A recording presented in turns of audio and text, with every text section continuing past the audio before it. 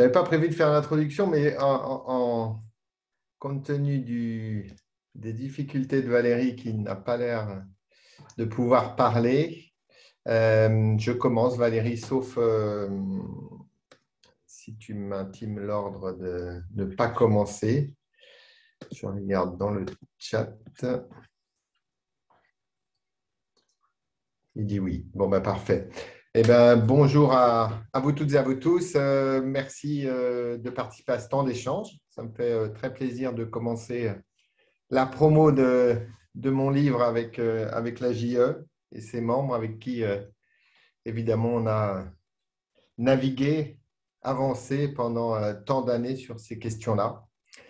Peut-être ce que je voulais vous proposer, c'était de faire une petite introduction, peut-être 10 grosses minutes sur le livre, un peu plus si vous le souhaitez, ou faire des zooms particuliers, et puis entamer un temps de questions-réponses si cela vous convient. N'hésitez pas aussi à mettre des questions au fil de l'eau dans le chat que je vais réouvrir si j'y arrive. Voilà, ce n'est pas tout à fait Voilà, ça y est. Très bien. Ben voilà, je vous présente le livre. J'espère que vous aurez autant de plaisir à le lire que j'en ai eu à l'écrire. Peut-être que je commence par là. Bien sûr, il y a mon nom sur la couverture, mais en fait, c'est un travail collectif. Vous verrez à la fin du livre que nous l'avons écrit à plusieurs mains avec l'ensemble de mes collaborateurs et collaboratrices, celles qui m'ont accompagné dans ce mandat. Dont certains ne sont plus dans l'équipe, ont vogué vers d'autres horizons, mais ont quand même bien voulu contribuer au livre. Donc, c'était très sympathique. Et puis, je remercie Valérie Laramé de Tamenberg qui a assuré une coordination éditoriale du livre, parce que quand on écrit à 20 mains, évidemment, ça fait des styles très, très différents. Ceux qui me connaissent savent que j'ai souvent l'habitude d'écrire un livre pour tourner les pages de ma vie, de mon engagement. Et donc, c'est mon 4e bouquin. Et je ne dis pas ça simplement parce que c'est celui qui va bientôt sortir, mais je crois que c'est voilà, le livre le plus abouti de ce qu'on avait tenté d'écrire pour l'instant. C'est un livre dont, alors j'espère que vous l'avez tous reçu, ou en tout cas, où on va vous l'envoyer tout de suite. Je suis un peu perdu, mais n'hésitez pas à mettre dans le chat si vous ne l'avez pas reçu, et surtout vos coordonnées pour qu'on puisse vous l'envoyer dès aujourd'hui en version papier. Et celles et ceux qui pourraient être plus pressés, on peut aussi l'envoyer en PDF, bien sûr. Est-ce que vous m'entendez, pardon? Oui. Ah, alors. Voilà, on a retrouvé l'animateur. Alors, je me tais pour lui laisser la place. Autant pour moi. Non, non, je vais laisser la place tout de suite. Pardonnez-moi pour ce retard d'ordre technique. Merci à Mathieu de nous accorder la primeur de ces bonnes feuilles. Ce que je voulais rappeler de prime abord, c'est que Mathieu Orphelin, vous le connaissez, beaucoup d'entre vous comme député, mais finalement, c'est aussi un vieux routier de la politique. Il s'est engagé d'abord dans le milieu associatif environnemental, comme certains d'entre vous à la COP21 l'ont croisé comme porte-parole de la fondation à l'époque Nicolas Hulot.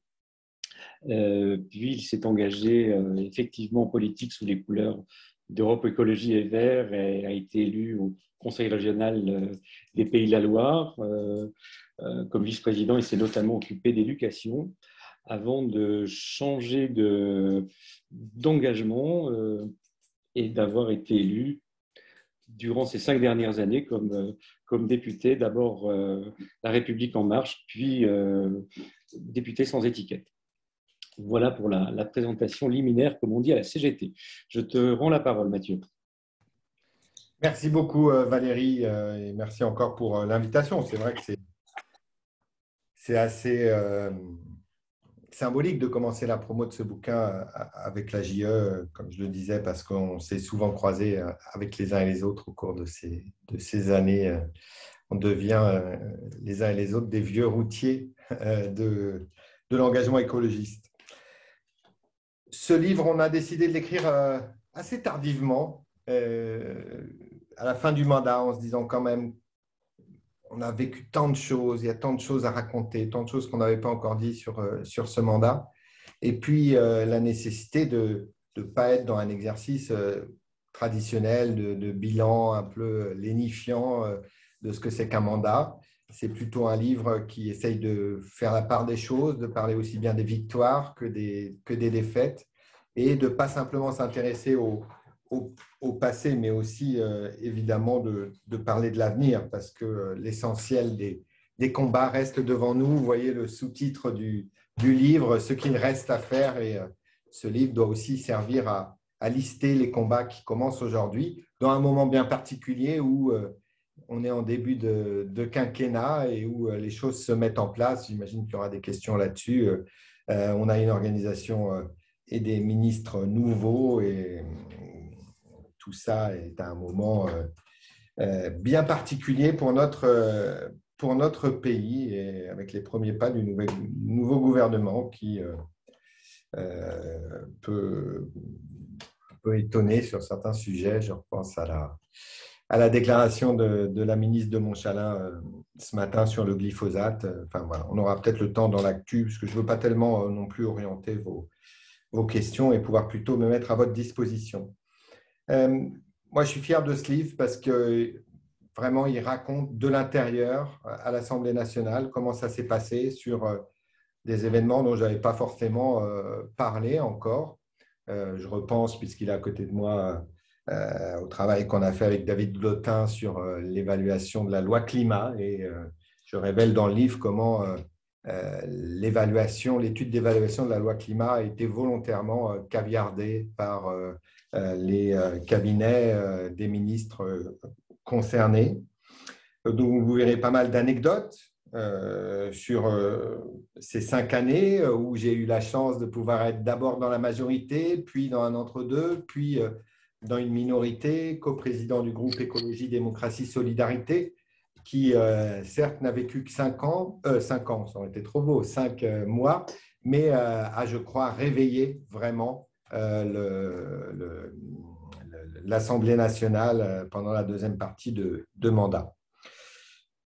C'est des 4 livres que j'ai écrits, c'est sans conteste, le plus personnel. Vous verrez que pour une fois, j'ai un peu fendu l'armure, notamment dans l'introduction et dans la conclusion. Moi, on m'entend beaucoup, mais je parle généralement plus des thématiques et des combats que je porte. Et là, j'ai essayé pour une fois d'un peu plus parler de moi, de comment s'est passé ce mandat, de pourquoi je ne me représentais pas, ce qui peut paraître un peu paradoxal, alors que je crois que je ressors de ce mandat plus fort qu'en y entrant, encore plus légitime sur l'écologie et la solidarité. Mais j'ai voulu aussi parler de ces décisions qui ne sont pas simples, de ce qu'implique sur la vie personnelle, la vie affective, la vie familiale, cet engagement de tous les instants qu'est le mandat de député quand on a envie de s'investir à fond dans un mandat comme celui-là. En plus, je ne sais pas faire les choses à moitié. Donc, voilà, ça a été une expérience extraordinaire, vraiment à tous les sens du terme extraordinaire. Une vie palpitante, une vie débordante de tous les instants, avec plein de satisfactions, plein de combats, plein de moments durs, mais tout ça fait un tout. Peut-être qu'aujourd'hui, il y avait pour moi la volonté à la fois de ne pas devenir un professionnel de la politique à mon tour, peut-être de trouver d'autres façons de mener mes combats. Et puis, voilà, je parle aussi, comme je l'avais fait pour la première fois dans l'annonce de ma candidature, je reviens un peu plus en détail là sur le burn-out que j'ai eu en 2019, évidemment pas pour me plaindre, mais pour pouvoir sensibiliser sur cette maladie sur laquelle il y a un vrai tabou dans notre pays aujourd'hui, alors que ça touche pratiquement 50 000 personnes chaque année et qu'il y a entre 1,5 et 2 millions de personnes en France qui sont en situation de risque de burn-out. Un livre personnel, je viens de vous le dire, mais aussi un livre de transmission. Et je crois que ça, c'est quelque chose de très important. Ce n'est pas mon testament. Ce n'est pas mon testament, ni mon testament politique. Là, je mets en pause tous mes engagements politiques, c'est bien clair, mais on verra dans 5 ans, dans 10 ans, on verra tout ça, mais c'est surtout pas un testament, c'est plutôt un relais que je passe à ceux qui s'engagent à leur tour, bien sûr à ceux qui s'engagent en politique, que ce soit les nouveaux élus d'ici quelques semaines, mais aussi toutes celles et tous ceux qui veulent s'engager pour des causes sur l'écologie et la solidarité.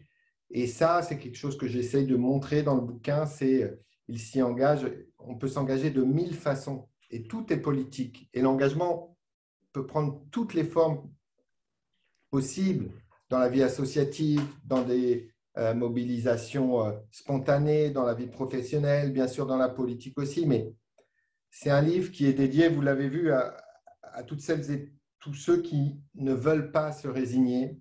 Et j'espère que ce témoin que je passe aujourd'hui va être source d'inspiration pour que plein de gens s'engagent en politique et en dehors de la politique. Et c'est un peu aussi un fil rouge de ce bouquin, comment j'essaye, combat après combat, de montrer qu'en fait, en politique, vous portez les combats qui, avant et pendant, sont et ont été portés par les organisations, par des militants de terrain, par les forces vives de notre pays et que finalement, vous êtes souvent à la dernière étape quand on arrive à contrer le gouvernement sur la fiscalité des biocarburants, quand on arrive à apporter des mesures en plus sur la précarité énergétique, sur le droit d'accès à l'IVG, sur toutes ces thématiques-là, qui sont 3 exemples parmi les dizaines de combats que j'ai portés, eh bien, vous êtes toujours là au service d'une cause, d'une avancée et au service de gens qui se sont battus pour ça. C'est ce continuum très important. Pourquoi j'en parle là? Parce qu'aujourd'hui, je l'ai encore vu à Angers hier, j'étais avec une vingtaine de jeunes qui faisaient un tour de France pour alerter sur le climat, la solidarité, la biodiversité. Eh bien, une partie d'entre eux, et ça, je l'ai vraiment vu le changement depuis 1 an et demi ou 2 ans, ont envie d'une certaine façon, ou en tout cas arrivent à la conclusion qu'il faut abandonner la politique, que la politique ne leur apportera rien et n'apporte pas au combat qui nous rassemble. Et moi, je suis persuadé du contraire. J'essaye de montrer dans le livre comment la politique peut changer les choses, pourvu qu'on essaye de s'engager suffisamment. Et aussi comment il faut réconcilier notre démocratie avec les citoyens, avec la jeunesse notamment, et les citoyens avec la politique. C'est un livre de solutions, c'est un livre où j'essaye de présenter ma vision de l'écologie des solutions. Ce n'est pas des mots, c'est vraiment, je montre comment écologie et solidarité sont vraiment les 2 phases d'un même combat. Et que cette écologie-là, je crois que c'est la seule qui peut rassembler largement. Je cite d'autres façons de porter l'écologie que je respecte, mais qui me paraissent moins favorables aujourd'hui pour arriver à vraiment ce changement de modèle, de société. Vous verrez dans le chapitre 3, où j'essaie de dire, voilà, l'écologie des clashs, ce n'est pas mon écologie, l'écologie permanente du clash, de la polémique. Je ne suis pas persuadé que ça fait avancer nos causes. Et j'explique pourquoi. J'explique que l'économie de la décroissance, même si je trouve ce contexte de la décroissance très intéressant, je pense qu'aujourd'hui, ça n'est pas la seule façon et la bonne façon de porter l'écologie. En tout cas, ça ne peut pas être l'étendard unique de l'écologie. Je crois au contraire que l'écologie des solutions, et je le montre sur l'alimentation, sur les transports, sur la rénovation énergétique et sur d'autres thèmes encore, c'est vraiment la bonne façon de pouvoir avancer.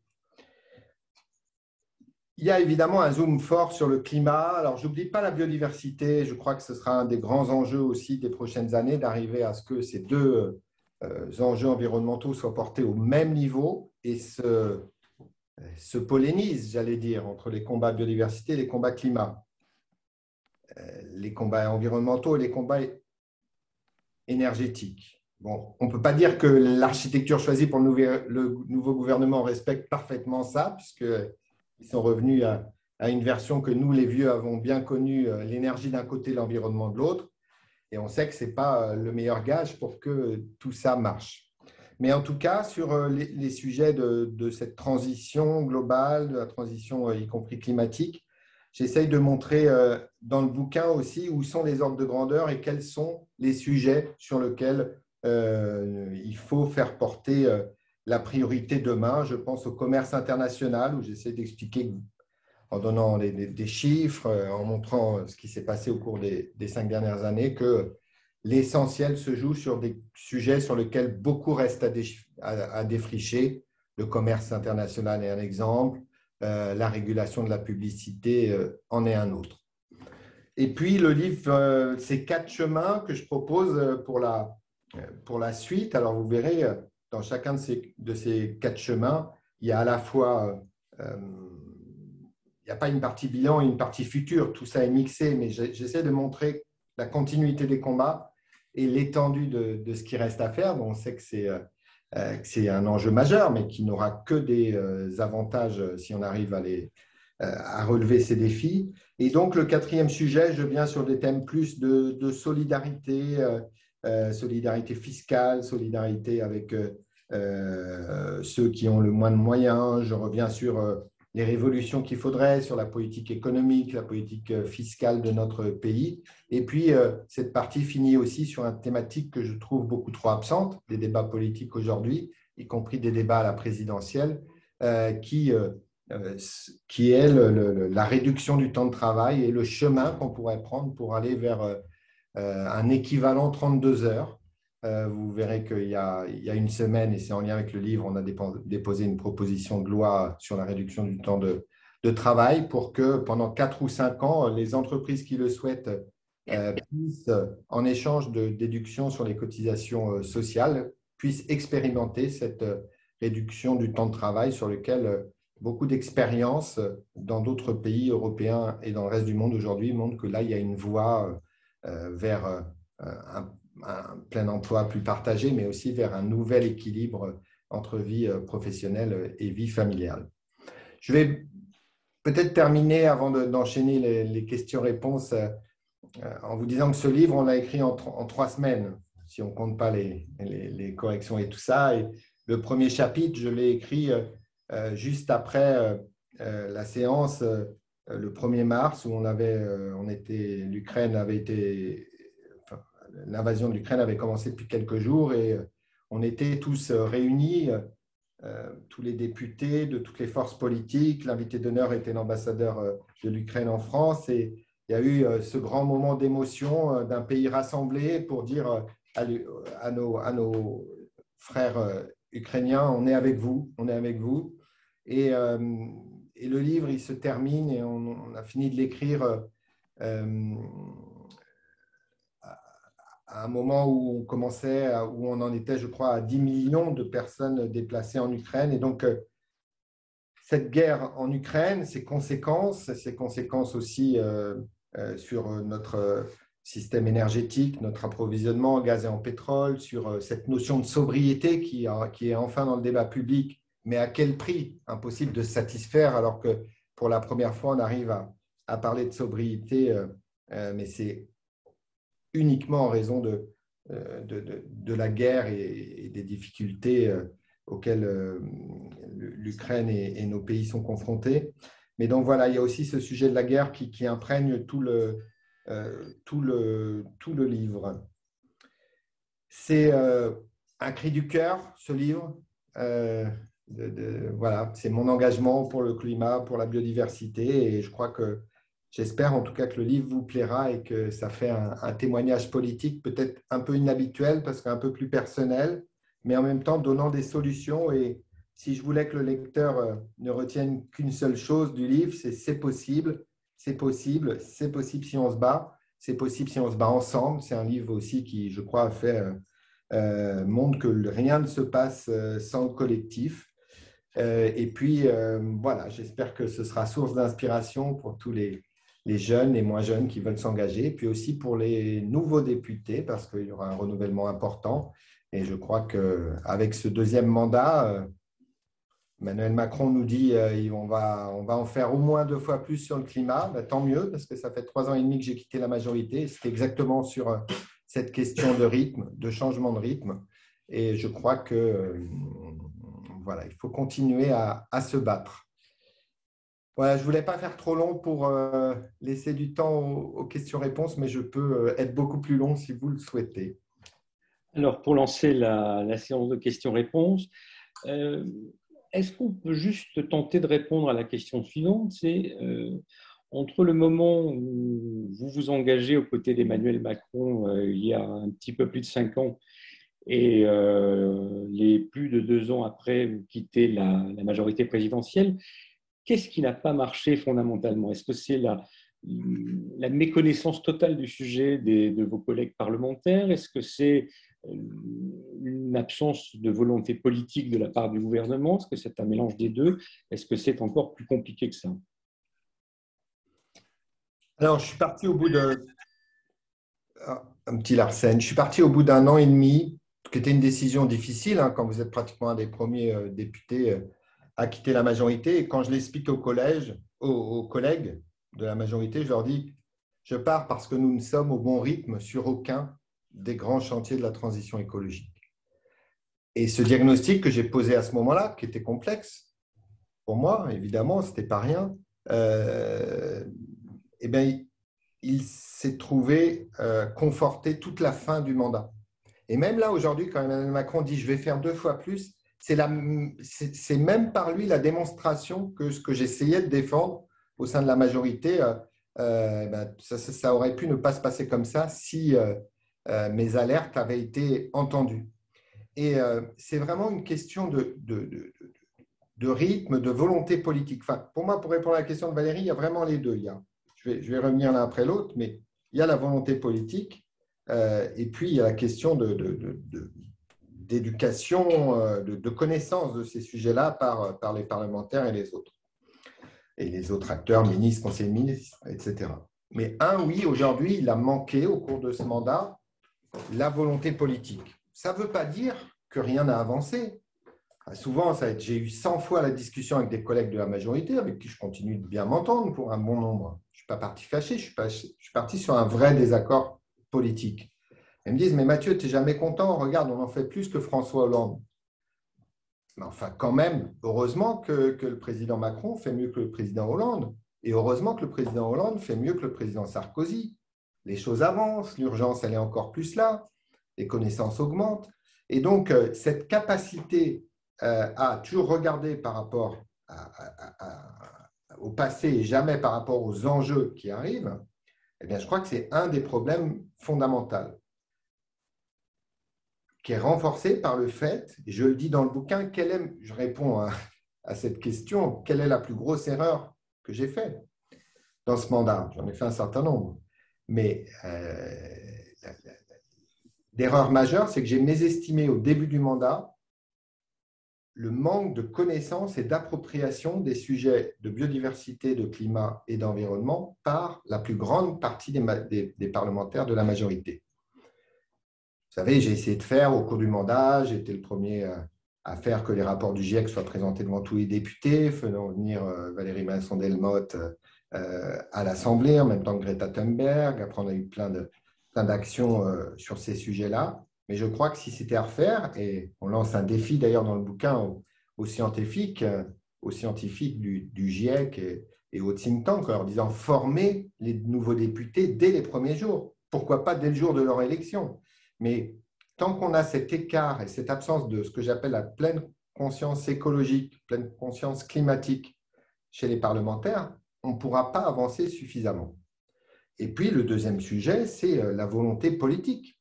Et je crois qu'aujourd'hui, malheureusement, ce premier quinquennat est un quinquennat où il y a eu la volonté d'essayer de répondre, mais en ne changeant qu'à la marge le système actuel et en ne voulant pas voir l'écologie en grand. Et l'écologie en grand, c'est le titre de ce bouquin.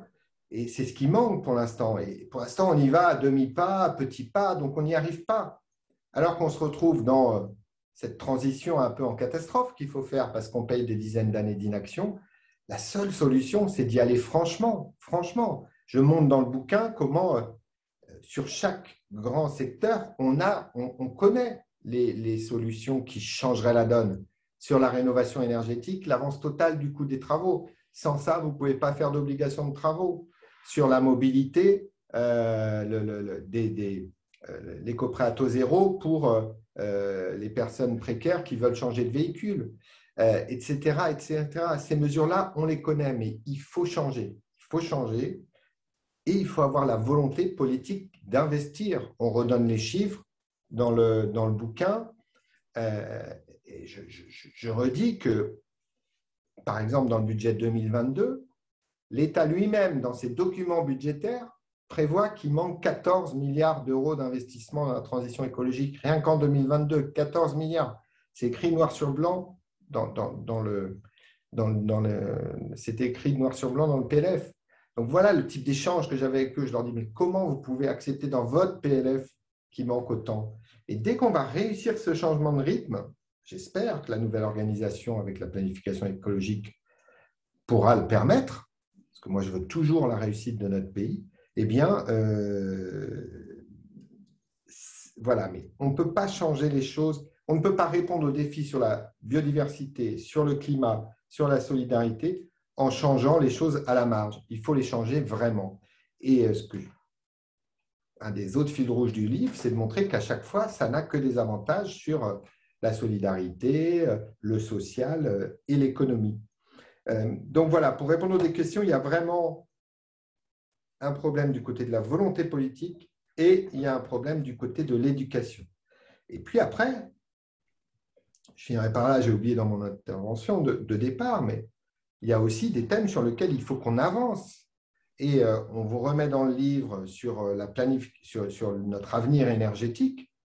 On réexplique comment le débat sur la sobriété a été complètement caché et volontairement caché par le président de la République, qui n'y croit pas, c'est lui-même qui le dit, hein. Alors qu'il y a des leviers de réduction des impacts très importants, donc de meilleure indépendance énergétique. Et on redonne un certain nombre d'évidences qui sont même rappelées dans les derniers rapports RTE, notamment que le choix que vous faites sur la maîtrise des consommations est tout aussi important que le choix de savoir s'il faut construire des nouveaux EPR ou pas. Malheureusement, dans notre société aujourd'hui, on ne parle que du deuxième sujet, pour ou contre le nouveau nucléaire. Alors, un sujet aussi fondamental et sur lequel il y a autant de différences de choix politiques, c'est le sujet de la maîtrise des consommations et de la sobriété. Alors, chers confrères, chères consoeurs, y a-t-il d'autres questions? Évidemment. Quelles sont-elles? Qui se lance? Oui, bonjour. Rebonjour. Est-ce que vous pensez que au-delà de la volonté politique manifestée dans les actes, est-ce que vous pensez qu'il y a de la sincérité de la part d'Emmanuel Macron quand il dit que son nouveau quinquennat sera écologique? Est-ce que sa pensée, selon vous, est en concordance avec son discours? Alors, ce dont je suis sûr, c'est que ce n'est pas un hasard si il aborde ces sujets-là dans l'entre-deux tours. Ça, c'est clair, puisqu'il fait une campagne qui est très peu axée sur l'écologie. D'ailleurs, son programme écologique de 2022 est moins fort que son programme de 2027. Peu d'observateurs l'ont noté, mais il y avait quand même une différence assez importante. Donc, de toute façon, le président Macron, il ne fait jamais rien dans la vie politique française sans chercher l'impact, le coût politique derrière. Et donc là, évidemment, qu'à ce moment-là, quand il en parle, il sait qu'il doit venir capter une partie des gens qui ont voté Mélenchon ou d'autres au premier tour et qui peuvent convaincre de l'intérêt de voter pour lui. Donc, il cite le rythme, il cite la Première ministre chargée de ces sujets-là, il cite la planification écologique. Il le fait de façon aussi il le fait dans un but de stratégie politique. Il ne faut pas être devin pour dire ça, mais je crois que ça, c'est fondamental. Deuxième, et pour répondre très précisément à votre question, je crois qu'il connaît l'importance de ces sujets-là. Mais je crois, et c'est une différence assez forte que j'ai avec lui, on a des fois échangé sur ce sujet-là, je crois que lui continue à penser qu'on peut répondre aux grands défis biodiversité et climat avec un modèle qui ne change pas, mais un modèle où on va avoir de la techno en plus, où on va trouver les technologies, les manières d'organisation qui permettent de répondre à ces grands défis sans rien lâcher à côté. Et c'est son choix, il est tout à fait respectable, mais je ne suis pas sûr que ce soit le bon. 2 exemples. Je révèle dans le livre comment j'ai échangé avec lui au moment des crises Covid et pour essayer de mettre un peu d'éco-conditionnalité aux aides et aux milliards d'euros que l'État investissait pour aider Air France ou d'autres entreprises. Et dans les échanges, on continue d'échanger de temps en temps au moment où lui ou moi avons des questionnements sur des grandes politiques ou autres. Et on avait eu cet échange où j'avais dit, mais voilà, c'est pas possible qu'on donne ces dizaines de milliards sans demander au moins des engagements sociaux ou écologiques à moyen terme. Et vous m'avez répondu, non, je ne suis pas d'accord avec toi. On sauve d'abord, on transformera ensuite. Et je crois que dans cette logique assumée qui est la sienne, il y a un choix politique qui fait qu'à mon avis, ce sera plus dur, en continuant le modèle qu'il promeut, de répondre aux enjeux. Et l'autre thème sur lequel je crois qu'il ne souhaite pas avoir la discussion, et j'en parlais juste avant, c'est la sobriété. La sobriété où, vous avez vu quand même la scénographie, on revient dans le rapport dans le livre entre le rapport RTE, enfin le premier rapport, puis l'ADEME, qui est décalé de plusieurs semaines, puis l'ensemble du rapport RTE. On voit que, j'en reparle dans le livre, quand le président dit « je choisis de lancer les nouveaux EPR » et je me suis appuyé là sur l'expertise, toutes les expertises publiques disponibles, il sait très bien comme nous à ce moment-là que ce n'est pas vrai, parce qu'il manque le rapport ADEME, il manque l'ensemble du rapport RTE, et même RTE montre que dans des scénarios où la demande en électricité continue de croître, mais croît plus modérément, eh bien, on peut se passer du nouveau nucléaire. Moi, je n'ai jamais été anti-nucléaire enfin, extrémiste. Hein. J'ai même été parfois moqué pour ça. Mais le fait est, et nous le redémontrons dans le livre, que, par exemple, on peut tout à fait bien se passer du nouveau nucléaire pour avoir un modèle économique du système énergétique plus résilient, moins cher. Voilà, donc pour répondre très clairement à la question, il y a toujours de la stratégie politique avec Emmanuel Macron, mais je pense qu'il a conscience des grands enjeux, mais qu'aujourd'hui, en tout cas dans le premier quinquennat, il ne s'est pas donné les moyens, il n'a pas donné les moyens à notre pays de se mettre sur la bonne trajectoire. On espère que ça va changer, on espère que la planification écologique va permettre de enfin avoir des investissements conséquents et à la hauteur de l'enjeu. On espère que des nouvelles mesures vont être annoncées rapidement. Bon, là, on a un gouvernement depuis quelques jours, mais il se passe quand même déjà plus d'1 mois depuis l'élection présidentielle. Pour l'instant, on n'a pas une seule mesure qui change la donne. Pas une seule, alors, bien sûr. Enfin, vous connaissez mon impatience. Mais j'espère être vite détrompé parce que sur la mobilité, sur la rénovation, sur l'agriculture, sur la lutte contre la perte de biodiversité, sur tout ça, il faut des mesures en plus. Et pour l'instant, depuis la présidentielle, on n'en a pas.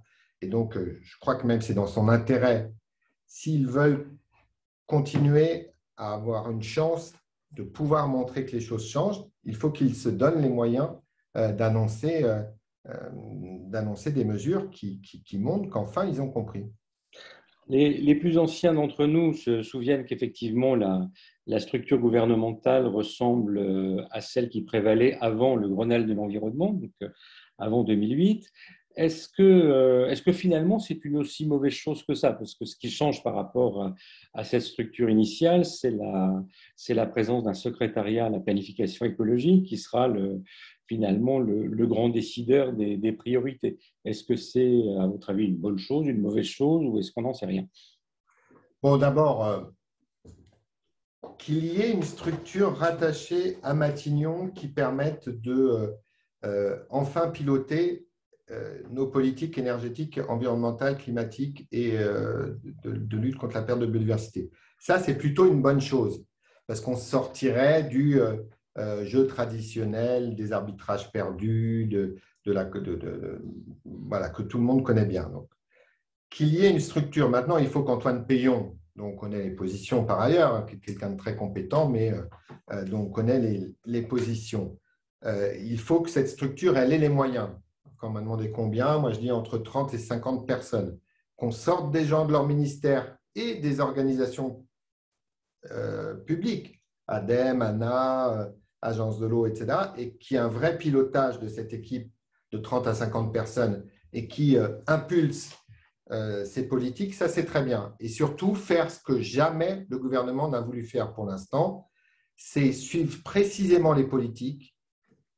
Au trimestre dernier, combien de rénovations performantes? Au trimestre dernier, combien de kilomètres de pistes de vélo en plus? Combien de lignes de chemin de fer réouvertes?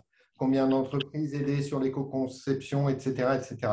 Qu'on ait un pilotage en temps réel, comme on sait piloter plein de choses en temps réel, eh bien, on doit pouvoir le faire sur nos politiques écologiques.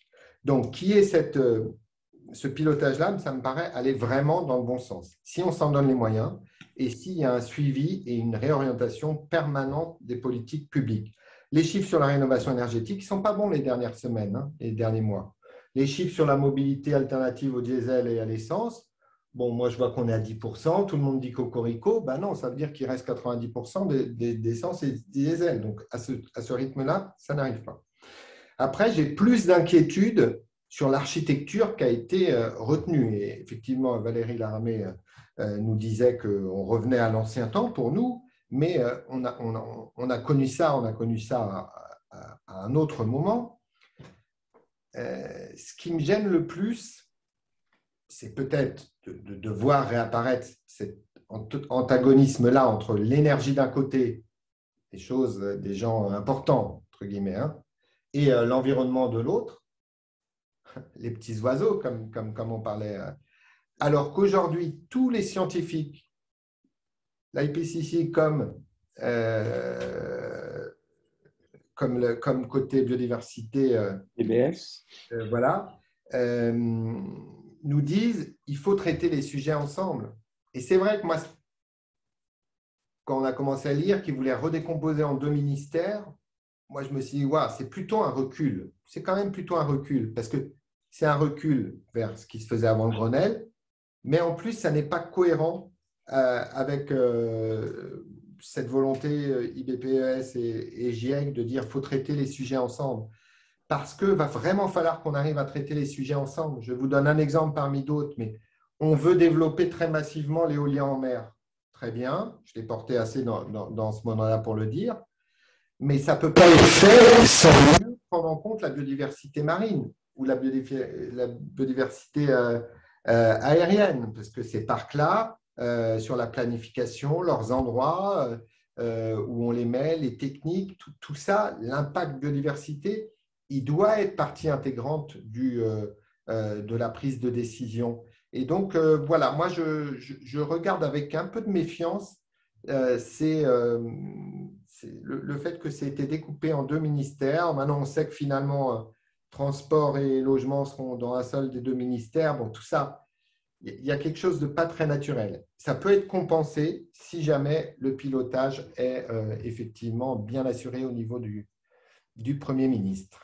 Alors justement, si on revient aux questions touchant à la biodiversité, il y a un certain nombre d'observateurs. Excuse-moi Valérie, je ne sais pas si tu les vois, mais il y a pas mal de mains levées. Excuse-moi. Pardon, alors je vais laisser les mains qui se sont levées s'exprimer. Autant pour moi. Qui débute?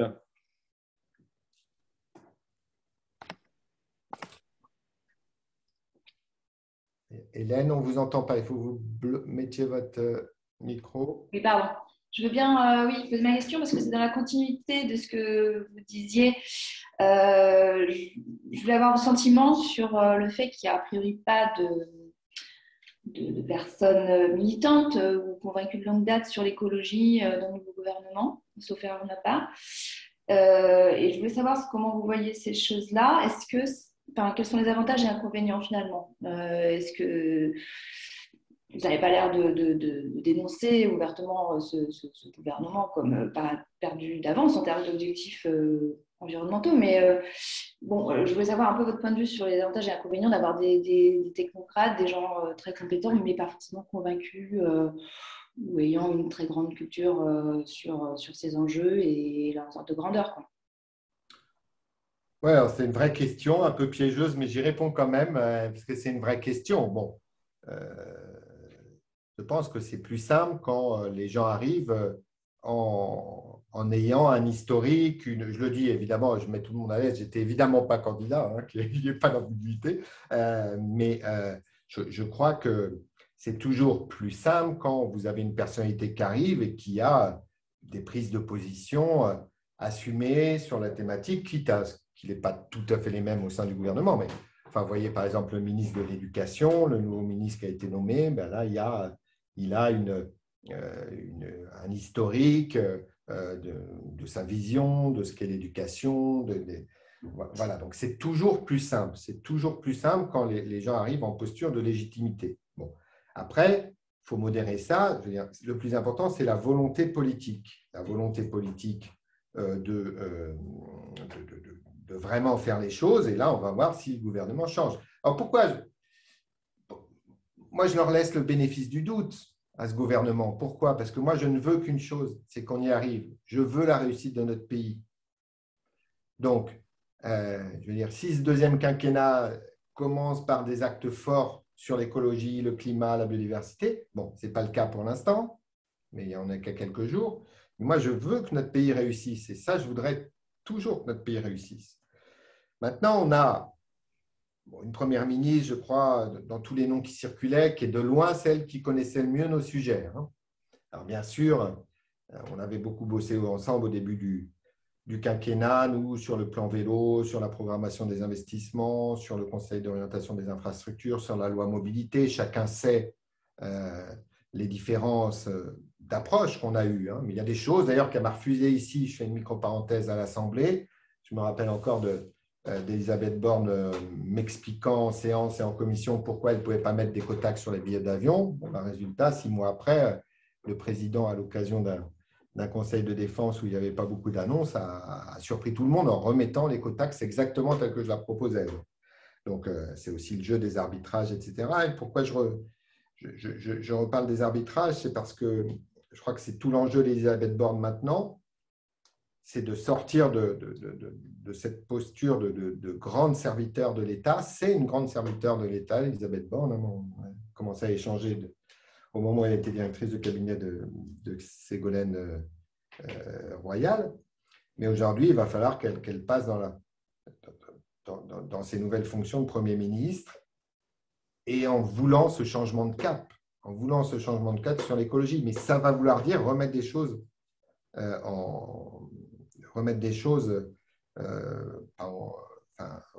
revenir sur des politiques qui avaient été établies au premier quinquennat, remettre en question des choix qui avaient été faits, parce que sinon on ne changera qu'à la marge.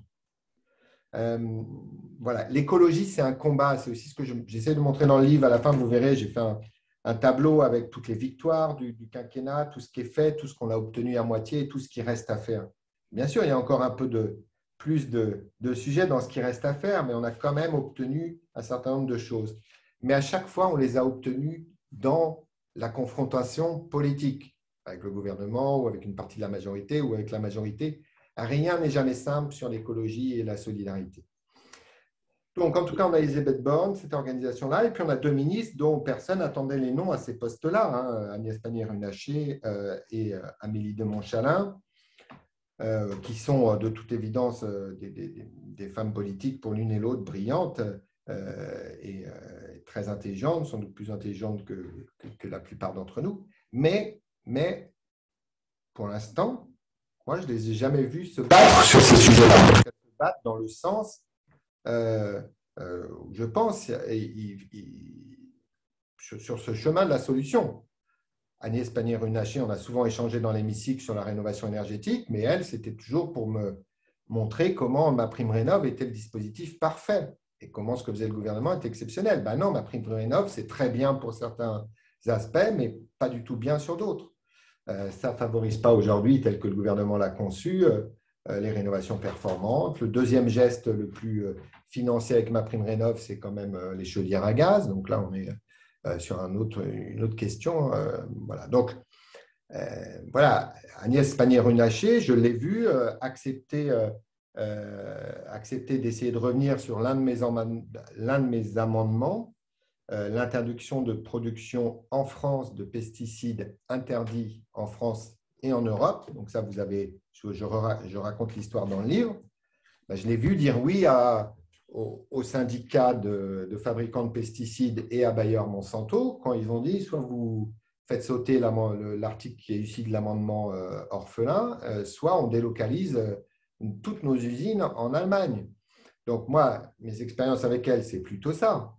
Maintenant, et puis c'est plutôt sa défense du nucléaire. Maintenant, chacun a le droit de changer et j'espère qu'elle va porter beaucoup plus qu'aujourd'hui, Agnès Pannier-Runacher, et beaucoup plus qu'hier, les questions de sobriété, d'efficacité énergétique, et faire de ces sujets-là la base de notre système énergétique. Je reviens à Amélie de Montchalin. On a échangé ce matin, je n'étais pas spécialement ravi de mon tweet de ce matin sur le glyphosate. Mais attention, je lui ai dit, on ne peut pas réécrire l'histoire. On ne peut pas réécrire l'histoire. Et évidemment que cette nuit du glyphosate à l'Assemblée, c'est un moment dont je me souviens évidemment très bien. Et j'ai tenu à rappeler ce matin qu'on ne peut pas dire n'importe quoi sur ces sujets-là. Et qu'effectivement, le glyphosate, dans mon amendement qui a fait tant parler et qui constitue sans doute pour moi une rupture, le lendemain matin, je disais à Emmanuel Macron, non, je pars. Personne ne l'a jamais su, mais enfin, c'était ça ma première alerte. Il me dit non, mais on va changer, on va faire une loi spécifique. Non. Enfin, l'amendement dont elle parle ce matin sur France Inter, cet amendement, il prévoyait toutes les exceptions nécessaires pour ne laisser aucun agriculteur sans solution. Donc, on ne peut pas dire 3 ans après, non, c'était pas acceptable. C'était vraiment un amendement qui volontairement avait été travaillé pour correspondre parfaitement à l'engagement pris par le président de la République. Maintenant, moi, je lui dis, je le redis, je l'ai dit aux autres ministres concernés, moi, je suis à leur disposition pour échanger de façon très libre. Moi, je suis libre, je quitte la politique. Je ne sais pas de quoi mon avenir sera fait demain, mais ce que je sais, c'est que j'ai toujours envie de pouvoir échanger avec les uns et les autres pour simplement que notre pays soit le plus fort possible. Et je crois que le gouvernement, et de par le manque d'expérience des 2 nouvelles ministres, qui ont plein de qualités, dont l'intelligence à côté, pour compenser, mais il va falloir qu'elles se mettent dans ces nouveaux combats. Donc, c'est très bien d'avoir des très fortes compétences intellectuelles, etc., mais n'oublions pas que les choix politiques, c'est de la conviction et c'est se battre pour changer vraiment les choses. Alors, 2 questions. Aurélie Barbeau d'abord et Jean-Denis Renard ensuite. Oui, bonjour. Parmi les choses que vous avez obtenues, je ne sais pas si vous étiez pour ou très moteur, il y a une loi de programmation énergétique qui doit être votée en 2023. Quels seraient les points clés que les nouveaux parlementaires devraient vraiment avoir en tête et voir figurer dans cette loi qui vous paraît très, très importante? Et comment est-ce qu'elle pourrait s'articuler avec justement cette planification écologique? Parce qu'on a un gouvernement qui a décidé de faire la différence entre transition énergétique et transition écologique. Je suis d'accord avec vous. Moi, je n'ai toujours pas compris comment on faisait, tellement les sujets sont liés. Je l'ai écrit, réécrit, mais avec une audience, voilà. Je ne suis pas la mieux placée pour me faire entendre sur le sujet, mais voilà, les 2 questions. Transition énergétique. Par association d'idées, je rebondis sur la question précédente, mais excusez-moi, je reviens à la vôtre tout de suite, mais si on se retrouve avec des ministres qui n'ont pas d'expérience particulière sur ces sujets-là, c'est sans doute que d'autres personnes qui avaient plus d'expérience et de compétences ont pu décliner la proposition qui leur était faite. Sur votre question, c'est vrai que ces questions de programmation énergie qui avant échappaient au contrôle des parlementaires, on avait fait un premier pas dans le cadre de la loi énergie-climat de 2019, Et puis, ça a été renforcé dans la loi climat de 2021. Et c'est très important et ça va être, puisqu'elle doit être votée, cette programmation, avant juillet 2023, ça va être comment dirais-je, l'épreuve de feu sur les questions énergétiques, de voir si effectivement on a sur ces sujets-là un vrai débat et une programmation à la hauteur.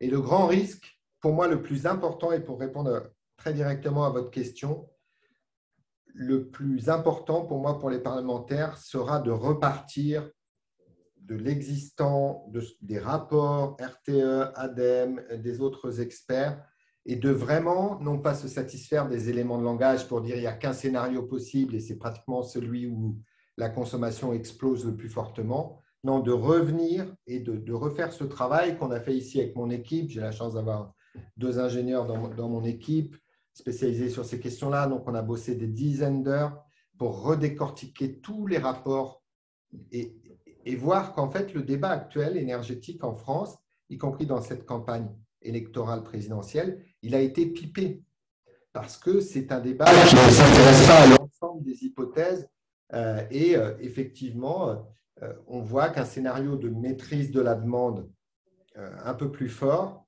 couplé à un développement des énergies renouvelables un peu plus fort, eh bien ça nous permet d'éviter le financement de nouvelles infrastructures très, très coûteuses, comme le nouveau nucléaire, mais tout en permettant d'avoir un système plus résilient. Donc, pour moi, vraiment, pour les députés, alors je sais que c'est des sujets, c'est comme pour les journalistes, c'est des sujets ultra complexes. Bon, enfin là, je le dis devant la JE, où il y a les journalistes les plus compétents sur ces questions-là, mais nous, on a eu l'échange, on a fait un atelier presse il y a un mois sur les sujets, et c'est vrai que les journalistes nous disaient on n'a pas les moyens de pouvoir se donner ce temps-là et cette expertise-là pour analyser tout ça. Mais je le dis, je n'ai plus la phrase en tête, mais mon équipe va la retrouver pendant que je vous parle. Le choix qu'a fait Emmanuel Macron sur son scénario de transition écologique, ce qu'il a porté dans cette campagne électorale, c'est pas, y compris quand on prend ces hypothèses, c'est pas c'est ni le plus résilient ni le moins cher. C'est vraiment, et donc le plus important pour cette programmation, c'est vraiment de pouvoir rediscuter de ce chemin pour l'avenir. Et puis après, alors ça, j'espère que ça va venir pour certaines mesures dès la loi pouvoir d'achat de cet été. Il faut lever ces blocages. C'est insupportable que 5 ans après l'annonce de l'avance totale du coût des travaux pour les ménages de rénovation en situation de précarité énergétique, enfin, depuis moins de 2 mois, il y a 2 réseaux bancaires qui font la promotion d'un dispositif, mais il n'y a rien de généralisé. Et faites le test autour de vous. Qui a entendu parler de l'éco-prêt pour avancer 100% du coût des travaux? Je l'ai encore fait hier avec tout un tas de personnes que j'ai rencontrées. Personne ne connaît ça. Donc, il faut qu'on donne à tous les citoyens les moyens de changer. Donc, sur la rénovation énergétique, il faut que les aides elles soient simplifiées et encore plus centrées sur tous ceux qui en ont besoin. Sur les mobilités, on peut faire 3 à 5 fois plus sur le plan vélo. Je ne vais pas vous faire toute la litanie de toutes les mesures. Mais autre chose, je vous parlais tout à l'heure de l'éco-prêt à taux zéro pour changer de véhicule. Bon, dans le programme d'Emmanuel Macron, il y avait une mesure qui approchait, que moi j'avais salué, en tout cas la mesure en elle-même, parce qu'il y en a plein d'autres que je n'ai pas salué, mais le leasing à 100 € pour avoir une voiture électrique quand on a un ménage modeste. Bon, ben ça, moi je crois que c'est une solution. Avec une mesure comme ça, je sais quoi répondre aux gens des Hauts d'Anjou ou de Tiercé qui me disent moi, je bosse à Angers, c'est à 30 bornes, comment je fais sans ma voiture? Bon. Mais ça, il faut qu'ils traduisent c'est une mesure pouvoir d'achat. Hein, donc ça, je ne comprendrais pas que ce ne soit pas des mesures comme ça dès la loi qui va être votée en juillet. Pour l'instant, ça n'en prend pas le chemin. Le seul dispositif qui a l'air prévu pour l'instant dans la loi de juillet, c'est le chèque alimentaire, dont un grand hebdomadaire satirique vous rappellera une histoire que je raconte dans le livre sur l'histoire de ce chèque alimentaire depuis 2 ans. Mais en écrivant le livre, et en me rendant compte que le gouvernement n'a rien fait pendant 2 ans malgré nos alertes permanentes, à certains moments, on croit rêver quand même. Mais c'est ça aussi le combat écologique. Il faut porter, porter, porter. Et pour répondre au dernier volet de votre question, oui, il faut suivre ces montants d'investissement, on va dire tous les 3 mois, dans chacun des grands chantiers de la transition, et qu'on ait l'évaluation climatique de tous ces investissements, mais aussi un tableau de bord qui permet de voir, trimestre après trimestre, si on est capable de se mettre sur la bonne trajectoire ou pas. Parce que ce suivi, aujourd'hui, il n'existe pas. Et ça, je crois qu'en 2 mois, on pourrait avoir, si le secrétariat général se met bien en place et a envie de faire, d'évaluer, de suivre et de corriger ses politiques publiques, on peut avoir un outil assez puissant. Jean-Denis Renard. Oui, vous avez dit tout à l'heure que vous ne saviez pas de quoi l'avenir serait fait pour ce qui vous concerne. Vous n'avez pas une petite idée quand même? Qu'est-ce que ça peut être quoi la suite d'un engagement tel que le vôtre? Alors, ce qui est sûr, alors je sais où la suite ne sera pas. Par exemple, je ne serai pas demain lobbyiste chez Total, par exemple. Je parle dans le bouquin pour rappeler comment leur projet aujourd'hui en Afrique, en Ouganda notamment, le projet ICOP, comment ces bombes climatiques-là, qui ne sont même pas encore comptées d'ailleurs dans l'inventaire des bombes climatiques, mais enfin, je montre comment un projet comme ICOP est contraire à la biodiversité, contraire évidemment au climat, mais comment aussi l'État français joue un drôle de jeu dans ce projet-là, disant bien sûr je ne fais pas de soutien public, mais derrière la France mettant son appareil diplomatique à disposition, formant les militaires sur place pour surveiller le pipeline, etc. etc. Donc voilà, petit pub au passage pour la partie sur Total, mais on ne peut pas continuer comme ça. Quoi. Soit on se bat pour le combat, soit on accepte d'avoir tous perdu et puis on se conduit comme sur le pont du Titanic. Mais en tout cas, on ne peut pas avoir ce double discours. Et moi, quand j'interroge Pompili à la dernière commission du développement durable, mon équipe peut vous repasser la vidéo, où elle dit « Ah non, bah oui, bah ICOP, j'ai demandé une petite note au président de Total. » Ben non, ça c'est la faiblesse de la politique. La force de la politique quand on est ministre de l'écologie, c'est de convoquer le patron de Total et de lui dire « Attendez, comment ça se fait que vous puissiez encore développer des projets comme le projet ICOP ?» Donc, en tout cas, je ne serai pas lobbyiste chez Total ni ailleurs, puisque dans les intérêts privés, je liste aussi dans le bouquin tous ces combats contre les lobbyistes, et des fois à armes inégales, mais en tout cas, on en a quand même gagné pas mal. Ce qui est sûr, c'est que mes prochaines années ne s'écrivent pas en politique. Je le dis, je mets en pause tous mes engagements politiques. Et donc, ce sera une manière de me ressourcer, de mener les combats différemment. J'arrête rien, je continue tout. Et ces combats, c'est ma vie. Donc, je continuerai à faire ça. Je suis en train j'ai refait mon CV, je fais quelques lettres de motivation. Donc, ça permet aussi de se remettre bien d'équerre voilà, et de sortir de ce mandat-là.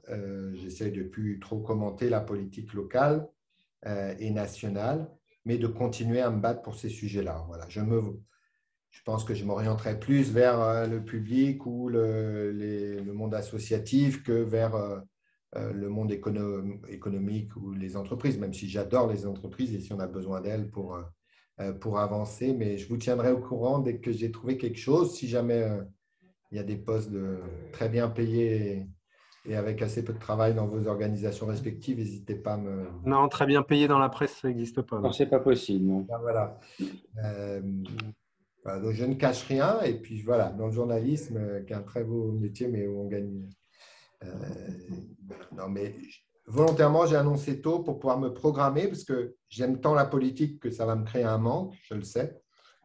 Et donc, voilà, c'était aussi l'occasion là, de faire une transition douce, de pouvoir écrire ce livre avec l'équipe, de pouvoir finir, transmettre, parce que le combat pour l'écologie et la solidarité, et pour la démocratie, on n'a pas parlé là beaucoup de démocratie aujourd'hui, mais tout le premier chapitre du livre est là-dessus, sur les jeunes et la démocratie, et c'est volontairement que j'ai commencé par la démocratie. Mais voilà, j'espère que les uns et les autres vont les faire prospérer à l'Assemblée, parce qu'il faut reconnaître que dans ce mandat, on n'a pas été beaucoup à défendre ces sujets-là. Mais on a réussi à se faire entendre et à gagner des avancées. Mais je pense que la prochaine assemblée a tout intérêt à être aussi combative, à la fois dans des groupes qui portent ça, mais aussi peut-être dans le groupe qui est aujourd'hui majoritaire LREM, où j'espère que les députés réélus essaieront d'oser un peu plus que dans ce premier mandat, où ils ont trop souvent cédé à la caporalisation qui leur était imposée. Est-ce que c'est une bonne chose pour votre ancien parti Europe Écologie Les Verts d'avoir fait bataille commune avec LFI, le Parti communiste et d'autres au sein de la NUPS, ou est-ce que vous pensez qu'il valait mieux y aller faire cavalier seul? Alors, d'abord une petite précision, mais je crois que même ma page Wikipédia n'est pas à jour, mais en fait, j'ai quand même passé très peu de temps chez Europe Écologie, puisque quand j'ai été élu vice-président.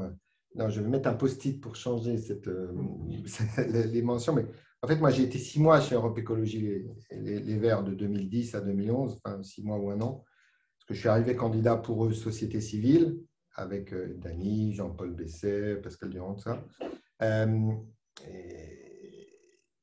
Et assez vite, un mode de parti qui ne me correspondait pas, donc je suis parti sur la pointe des pieds, mais le fait d'avoir jamais fait de clash laisse penser aux gens que j'ai fait 20 ans chez Europe Écologie, mais en fait, c'était une petite année. Et même au régional dernière, j'ai candidaté à rien chez ELV. Ils soutenaient ma liste au régional avec 10 autres partis au premier tour, LFI aussi dès le premier tour, ce qui m'a bien fait rire. Hein, l'ancien macroniste soutenu par LFI, pour tous ceux qui ne me trouvaient pas assez à gauche, c'était quand même une réponse assez croustillante. Mais donc, j'ai passé finalement assez peu de temps chez eux. Moi, je suis toujours non encarté, fier de l'être et plutôt libre. Voilà. Donc, cette précision étant faite, je crois que j'ai été dans le premier ou dans les premiers à porter depuis plus de 2 ans le rassemblement des écologistes et de la gauche, puisque j'appelais ça l'équipe de France de l'écologie et de la solidarité pour cette présidentielle. Et donc, je crois que vous pouvez reprendre toutes mes déclarations. Je suis quasiment certain d'avoir été un de ceux qui ont le plus travaillé à ça et le plus tenté des choses pour faire des ponts entre les uns et les autres. Pour moi, ça aurait pu être gagnant à la présidentielle. Voilà, en tout cas, et on voit d'ailleurs, même si moi j'ai peu commenté parce qu'il faut être cohérent. Au moment où vous dites on quitte la politique, ce n'est pas pour refaire de la politique et du commentaire de politique en permanence. Mais je crois que ça aurait été le bon moment pour le faire, c'était avant la présidentielle. Résultat, tout le monde m'expliquait que leurs candidats, l'écologiste d'un côté, le PS de l'autre, le PC de l'autre, que tous leurs candidats allaient être président de la République, hein, avec cet aveuglement que seules les campagnes électorales permettent. Mais je crois que ça a pu, finalement, ce score assez décevant pour certains, peut-être les conduire à ce rassemblement actuel sur lequel il y a un programme détaillé, sur lequel… Et pour répondre à la question sans prendre position politiquement, je pense que, vu les résultats à la présidentielle, ce grand rassemblement-là, des uns et des autres, ce grand rassemblement-là était devenu la seule solution. Voilà. Mais il aurait mieux valu le faire avant. Je ne sais pas pourquoi les gens m'écoutent pas. Je me rends compte en vous parlant que les gens ne m'écoutent pas assez. Ce n'est pas en quittant la politique qu'ils vont écouter davantage. Tout dépend de la suite. Y a-t-il d'autres questions, remarques ou suggestions? Il n'y a plus de manœuvre. Oui, pardon, excusez-moi. Émilie Coste de chez Contexte. Pardon, excusez-moi, j'ai eu une petite coupure, donc si la question vous a été déjà posée, toutes mes excuses. Je voulais juste simplement savoir, du coup, une question plus personnelle, savoir ce que vous allez faire maintenant et si vous étiez toujours en détachement de l'ADEME. Merci. Oui, à l'heure actuelle, alors pour répondre à la question, j'ai répondu assez longuement, donc votre petite coupure a dû être assez longue en fait, mais aujourd'hui, je ne sais pas encore la prochaine semaine, prochain mois, enfin prochaine semaine-ci, parce qu'on finit à l'Assemblée, j'ai encore une dernière proposition de loi qui me tient à cœur, qui sera la dernière, en tout cas qui ne sera pas votée dans ce mandat bien sûr, mais qui va, j'espère, être très utile pour les professions et les citoyens et les jeunes concernés. On dépose une loi de programmation sur la programmation de la pédopsychiatrie et de la santé mentale en France, qui est un sujet qui a été quasiment pas traité dans ce mandat et où les besoins sont immenses. On a 2 millions aujourd'hui de jeunes qui sont en situation de ne pas avoir un accès satisfaisant à des dispositifs pour veiller à leur santé mentale. Donc là, on a un vrai problème. Psychiatrie enfant, pédopsie, parents pauvres de la psychiatrie, elle-même parents pauvres de la médecine en France. Et rendez-vous compte que dans certains départements, y compris en métropole, on a des départements avec 0 pédopsychiatre. Donc, on finalise cette proposition de loi. La semaine prochaine, on la dépose. Ce sera la dernière proposition de loi. Pour la suite, on va voir. Je souffle déjà. Finalement, on s'est dit on souffle, puis on a écrit un livre. Donc là, on fait la promo du livre qu'on commence aujourd'hui. Donc, mais je vais souffler. À un moment, je vais souffler. Et puis après, non, madame, je ne sais pas encore. J'ai dit tout à l'heure que j'ai commencé à refaire mon CV, à envoyer des CV, à être contacté aussi, à avoir quelques propositions. Et tant mieux, ça fait plaisir. Donc, je regarde tout ça et dès que ça va passer dans ma vie privée, mais je vous tiendrai au courant de la suite. Et puis, j'espère que vous la verrez. Et puis, vous avez une question précise. Est-ce que je suis toujours en détachement de l'ADEME? La question est oui. La réponse est oui. Je suis toujours en détachement de l'ADEME jusqu'à la fin de mon mandat. Merci beaucoup. Excusez-moi, Stéphane de Vendôme pour Terragora. Vous avez dit tout à l'heure, si j'ai bien compris, que la décroissance n'était pas l'alpha et l'oméga en fait, de votre pensée. Et néanmoins, vous prenez la réduction du temps de travail. Est-ce que finalement, ce ne sont pas deux concepts qui devraient aller de pair? Réduction du temps de travail et décroissance. Ou plus dit différemment, comment pouvez-vous défendre la réduction du temps de travail si vous ne défendez pas la décroissance? Alors, vous verrez, je suis passé vite tout à l'heure, mais vous verrez que j'explique pourquoi je pense que décroissance n'est pas le bon mot. Et la raison principale, c'est qu'il fait peur. Enfin, il fait peur, pas forcément peur, panique. Il nous fait perdre 90% de l'auditoire. Ça, je l'ai vu pendant les 5 ans du mandat. Moi, vous ne m'entendrez jamais parler de décroissance, même si je redis dans le bouquin comment je trouve le concept intéressant, parce qu'il permet enfin de se poser la question de comment on fait évoluer notre société dans un monde aux ressources finies.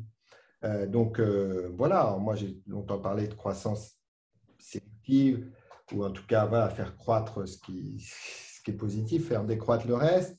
J'ai essayé de parler, alors je ne sais même pas si on en a parlé dans le bouquin finalement, mais je ne crois pas. En commission, une fois, il y avait ce débat croissance, décroissance, les LREM d'un côté, Delphine Bateau de l'autre, essayant de défendre.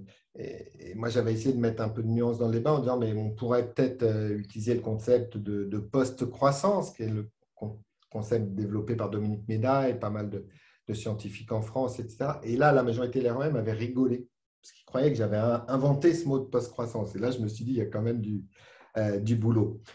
En tout cas, moi, je crois qu'on a du travail. Alors, moi, j'essaie de ne pas passer trop de temps sur les mots, mais on a des mots nouveaux à trouver, parce que même sobriété, je ne vais pas vous dévoiler l'anecdote qui est dans le livre, sinon vous ne le lirez pas, mais je redis comment je raconte un truc assez marrant sur la sobriété, sur la réflexion du père d'une parlementaire européenne bien connue. Et donc, on a besoin de toutes ces réflexions-là.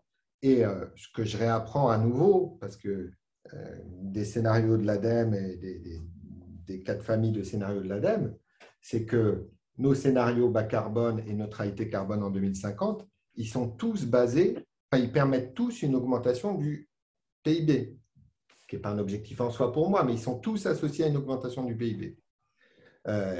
Une augmentation plus contenue, avec un contenu de la croissance beaucoup plus solidaire, beaucoup plus intéressant que la croissance actuelle, devant laquelle les 3/4 des responsables politiques continuent à se gargariser et à faire la danse de la joie dès que le PIB augmente. Donc ça doit changer. Mais on peut avoir la transition écologique avec une croissance qui continue de croître. et puis après, sur chaque quantité de choses, là par exemple sur le travail, je crois, d'ailleurs je repensais, quelqu'un me ressoufflait ça ce matin, au moment où voulait faire la promotion des 35 heures, Rocard disait aux gens, citez-moi les 3 meilleurs moments de votre vie. Et jamais personne ne citait un moment professionnel dans ces 3 moments. Donc, pour bien montrer que l'intérêt de la vie et le sens de la vie, je dis ça aussi par rapport aux propos d'Elisabeth Borne lors de sa passation de pouvoir, ce n'est pas que le travail, ou ce n'est pas le travail la seule chose qui donne un sens à la vie. Et vous verrez justement comment j'essaye d'expliquer pourquoi je pense que la réduction du temps de travail est un outil de notre transition, parce que c'est un outil qui permet de vivre mieux et d'être plus équilibré. Vie personnelle, vie professionnelle, répartition des tâches à la maison, vie professionnelle, engagement associatif ou autre. Et voilà, donc moi je voudrais qu'on arrive à sortir du débat croissance, décroissance, Amish, sens du progrès, etc. Et en tout cas, j'espère que ce que j'essaie d'expliquer dans le livre sur un équivalent 32 heures, parce que ce n'est pas le 32 heures pour tout le monde d'abord, hein, c'est des modalités là, de travail qui s'adaptent au métier qu'on fait. Dans des métiers plus pénibles, ça peut être un départ à la retraite 3 ou 4 ans avant, etc., etc. Mais donc, tout est dans ce nouvel équilibre, tout en veillant à ce que ce ne soit pas un facteur d'inégalité en plus, où les riches pourraient être à 32 heures et partir les 3 jours qui restent dans leur maison de campagne, et où les pauvres, eux, seraient condamnés à vie à bosser sur des tâches répétitives et à plein temps. Mais ce qu'on propose, et quelque chose qui nous a surpris sur la réduction du temps de travail, c'est qu'il n'y a pas eu une seule proposition de loi déposée au cours de ce quinquennat. Et l'ensemble des travaux académiques sur la réduction du temps de travail s'est quasiment arrêté au cours des 5 dernières années, donc y compris dans le monde de la science. Donc vous verrez dans l'exposé des motifs de la loi, et puis on a tous les documents qui sont prêts aussi, qu'on mettra en ligne sous une forme qui reste c'est le deuxième truc qui nous reste à finir avant la fin du travail. Nous, on montre qu'avec une réduction, avec 4 à 5 années d'engagement volontaire des entreprises dans les 32 heures, comme ça avait été fait en 1982 ou 83 avec les lois Robien, et bien en 96, pardon, on pourrait imaginer le même dispositif, 4-5 ans pour expérimenter et après généraliser dans 5 ans en fonction des résultats. Il y a des mains qui se sont relevées.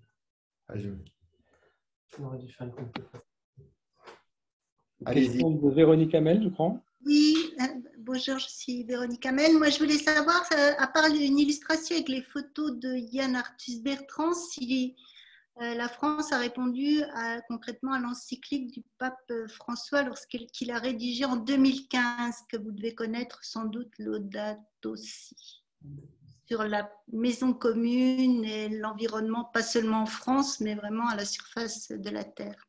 Non, mais alors j'avoue, je ne sais pas si c'est bien, mais je n'ai pas lu l'encyclique en entier, mais en tout cas, j'ai lu pas mal de passages, et puis j'avais dans la diversité de mes collaborateurs une collaboratrice géniale avec qui on discutait beaucoup, qui est devenue responsable transition écologique chez les Jésuites, Gabrielle Paulet, et donc, avec laquelle on avait souvent ces discussions sur le rôle des cultes dans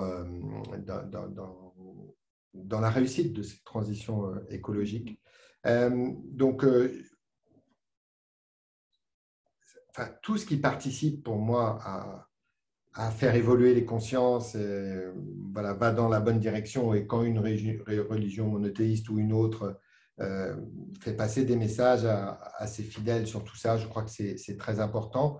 On essaye de montrer dans le livre comment on est solidaire de fait avec les générations futures, mais aussi avec tous les autres qui vivent autour du monde, où qu'on soit. Et cette dette écologique qu'on a, Valérie parlait de la COP 21, que toutes ces dettes, cette solidarité, elle s'impose parce que de toute façon, c'est ça aussi qui fera comment dirais-je, la réussite du total. Et ça nous oblige aussi à sortir des discours qu'on entend trop souvent, et chaque jour on y a le droit, sur mais à quoi ça sert d'être bon en France, ce qu'il faut, c'est que les pays en développement fassent eux des efforts, et alors que la réalité est assez différente de ça. Donc voilà, on gagnera tous ensemble ou on perdra tous ensemble, mais tout ce qui peut nous aider, y compris des positionnements des cultes, va dans le bon sens. Merci. Il faudrait qu'Mbappé s'y mette aussi, parce qu'en l'écoutant sur TF1 hier soir, je me redisais encore qu'est-ce qu'on aurait besoin de lui pour des combats comme le nôtre. Enfin, il faudrait que le PSG arrête de faire des mini-stages de 24 heures au Qatar, mais c'est un autre sujet. Vu le salaire qu'il perçoit, il va pouvoir financer des parcs éoliens lui tout seul, ce garçon. Bah déjà, s'il peut m'acheter 10 000 ou 20 000 livres, moi, c'est longtemps. Y a-t-il d'autres… J'ai un truc à 15h30, mais après, de toute façon, c'est le début d'échange, on peut se rappeler. Hein, mais…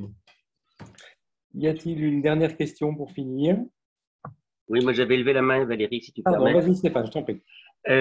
Oui, la crise de la Covid a mis en exergue en fait les relations, les liens entre santé et environnement, et pourtant cette notion de santé environnementale est assez peu traitée en règle générale. À ce sujet-là, Jean-Marc Jancovici l'autre jour s'exprimait, l'école des hautes études en santé publique, pour une nécessaire refonte des études médicales et une réorganisation du système de santé qui, l'un comme l'autre, sont propices ou en tout cas enclins à favoriser le consumérisme médical. J'aimerais avoir votre point de vue là-dessus, sur cette nécessité à la fois de revoir le système de santé qui favorise le paiement à l'acte, la dispensation de médicaments, etc. Et puis sur la nécessité peut-être de sensibiliser les professionnels de santé, entre autres depuis l'apparition du rapport du Shift sur la décarbonation de la santé, sur la nécessité de revoir un petit peu l'organisation de ce système pour éviter que ce soit trop polluant, pour faire simple. Ouais, non, mais c'est des gros enjeux. Effectivement, on parle beaucoup du Covid dans le bouquin et de ce que ça a donné sur des sujets qui sont liés à votre question aussi, sur l'alimentation, les étudiants qui n'arrivaient plus, pour certains, tout simplement à manger correctement. Je raconte dans le bouquin comment un jeune arrête la fac devant mes yeux en me disant voilà, je suis là depuis 2 jours, mais étudier me coûte trop cher, malgré tout le dispositif qui existait, etc. Et qui, je l'ai vu arrêter devant mes yeux. Hein. Donc, toute cette question de l'accès à l'alimentation, accès au logement, accès aux soins, le Covid a été un révélateur de plein de choses. Sur la santé, c'est vrai que ces enjeux de santé-environnement, on est encore qu'au début. Moi, j'ai gagné un certain nombre de victoires dans ce mandat, toujours contre les lobbies. Donc, c'est un amendement à moi qui a permis de faire interdire le E171 dans les bonbons. Quand j'ai vu le gouvernement s'en féliciter il y a 15 jours par une campagne de pub, ça m'a remis en 2018 et à l'époque où le gouvernement ne voulait pas de cet amendement. Mais tant mieux, je veux dire, les victoires, il me les donnait rarement. Et même quand je les avais, ils s'en félicitaient par ailleurs, mais c'est très bien comme ça, on s'en fiche. L'essentiel, c'est d'avancer. Quand j'ai réussi à faire interdire avec Delphine Bateau les pesticides néonicotinoïdes 4e génération, le sulfoxaflor et autres, m'affrontant à Dow Chemicals, là aussi on se dit pour la santé et l'environnement, on est quand même dans des thématiques qui ont fait avancer quelques points. Alors, on n'a pas avancé autant qu'on voulait dans le mandat, notamment sur les aspects développement des politiques de prévention, parce que la santé environnementale, c'est d'abord une question de prévention. Et puis, on a toujours du mal à avoir les pensées globales en regardant ce que coûte une politique. Quand le budget me disait « ça coûte trop cher tes trucs de vélo », je leur disais « attendez, mais vous allez gagner exactement pareil, rien qu'avec la baisse des arrêts maladie due à la baisse de la pollution de l'air. » Donc, ah oui, mais ce n'est pas le même budget, la Sécu et le budget de l'État. Ben non, mais ça peut… Voilà. Donc, il faut qu'on progresse là-dessus. Je crois qu'il y a un sujet très important qui est la prise en compte de la santé et environnement dans tous les cursus des professions médicales et paramédicales. Et là aussi, on n'est pas du tout assez loin dans la réflexion, dans les maquettes pédagogiques. C'est la même chose sur le climat et la biodiversité dans l'ensemble des formations du supérieur. C'est pour ça qu'on avait porté ces sujets-là avec mes collègues et complices Delphine Bateau et Cédric Villani dans une proposition de loi de refonte de l'enseignement supérieur et sur lequel le gouvernement n'a pas voulu pour l'instant. Mais en tout cas, je pense que, la santé-environnement, il faut qu'on continue. Il y a encore, je crois, en parallèle aujourd'hui, un rapport du CESE qui est rendu sur le sujet. J'ai vu les recommandations. Il y a plein de choses à faire au niveau de l'enseignement, comme vous l'évoquez, mais aussi au niveau territorial. Et pour la santé, je ne vous apprendrai rien en vous disant que le système, aujourd'hui, je le vois bien, moi, dans ma région des Pays de la Loire, avec ce qui se passe à Laval, ce qui se passe en Vendée, avec un système complètement saturé, qui craque vraiment, y compris dans les hôpitaux qui avaient un peu plus de moyens que d'autres. Et donc, il va falloir revenir à une logique de financement, de tarification, vous l'avez dit, et d'approche de la santé très différente. Parce que moi, ce qui m'a le plus frappé dans les échanges avec les professionnels de santé, au CHU d'Angers ou dans d'autres, c'est que du coup, ça se traduit par toujours plus de tâches, toujours plus d'administratifs, toujours plus de patients, mais du coup, aussi une perte de sens. Perte de sens, moins de temps pour accompagner les patients et perdant un peu de sens de ces métiers qui sont pourtant formidables. Une ultime question de Véronique Hamel. On se quittera. Vas-y, pardon. J'ai déjà posé ma question, donc… Ah, pardon, la main était toujours levée, c'est pour ça. Ah, pardon, j'ai oublié de… Ok, j'enlève. En tout cas, merci beaucoup à toutes et à tous. Et on vous envoie ceux qui ont demandé le livre. On en a noté combien? Moi, je veux bien. J'ai noté, je vous le redis, Aurélie, Émilie, Véronique, Stéphane. Non, pardon. Alors, attendez, c'est David qui va vous dire. Hop. On a Aurélie Barbeau, Véronique Hamel, Stéphane de Vendeuvre et puis Hélène Hutto. Bravo. C'est parfait. Merci à tous. Merci Mathieu. Merci à toute son équipe. Et à très bientôt. Merci. Au revoir. Merci, au revoir.